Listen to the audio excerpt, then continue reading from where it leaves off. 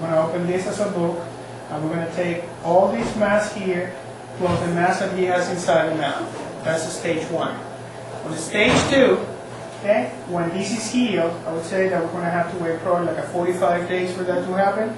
I'm going to approach this portion of the skull from here. I'm going to make an incision on the head, and I'm going to peel everything off and expose, the skull from this point of view. And once this is accomplished, I'm going to start to work on the mandible. Okay, once I got, I stabilize, the occlusal plane of the upper jaw, I'm going to make an incision that is going to be a little bit bigger than this. I'm going to come all the way from here, all the way here, and I'm going to bring the mandible to the right position. I'm going to put a reconstruction plate that is going to be, the height and the width of the new mandible. Okay? Can I ask a question? His eye. Mm-hmm. There, at one point, I think there's some consideration for his vision with the. Well, is that going to be taken care of when that mass is removed? The eye will come back more. And actually, this portion of the eye here, I'm going to do that in combination with Bascom Palmer. The Eye Institute, across the street. I work with the oculoplastic team over there, and they're going to be the ones taking care of the inner portion of the eye. Because we have to correct several things here. The orbital volume is decreased because the mass is too thick. That means that the orbit is kind of projected. This is why he looks exophthalmic. That means that the eye is protruding. Right. This is not related to the eye. Okay, that's related to the bone surrounding the eyes that we call the orbit.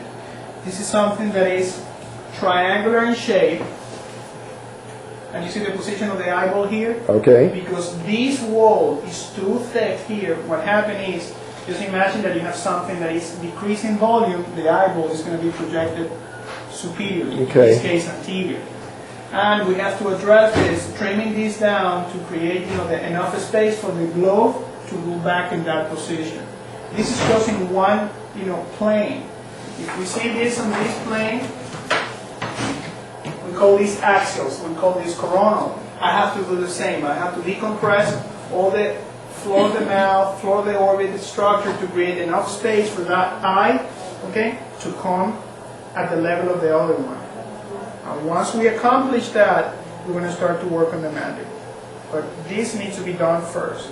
And the mandible is going to be the end, because if I don't have anything stable here, I won't be able to create like a interocclusal relation between the base of the skull, the face, and the lower jaw. That means that I'm planning to do 3 surgeries on him. 3. Do you have an estimate of what the total time? Total time for the first surgery, probably the first one is going to take me like 8 to 9 hours.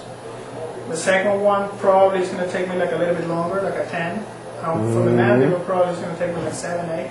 Okay, but I mean, counting the surgery and then recovery to the next surgery, the total length of treatment is this is going to be at least 6 months. At least 6 months. Okay, Yeah. Good. It's good to know. Okay. Entonces vamos a hacerte 3 operaciones. Es lo que tenemos planeado por ahora. En la primera operación vamos a quitarte parte de la masa que tienes aquí y lo que tienes dentro de la boca. ¿Para qué? Para que la nariz, en este caso, te quede como este lado. Vamos a corregirte la nariz, vamos a quitar parte de la masa. En esa misma operación vamos a quitar el piso de la órbita para que ese ojo que lo tienes tan levantado por allá arriba baje a su posición. Y una vez que tengamos ese ojo que baja en posición, vamos a hacer una segunda cirugía para corregir esta proyección que está aquí.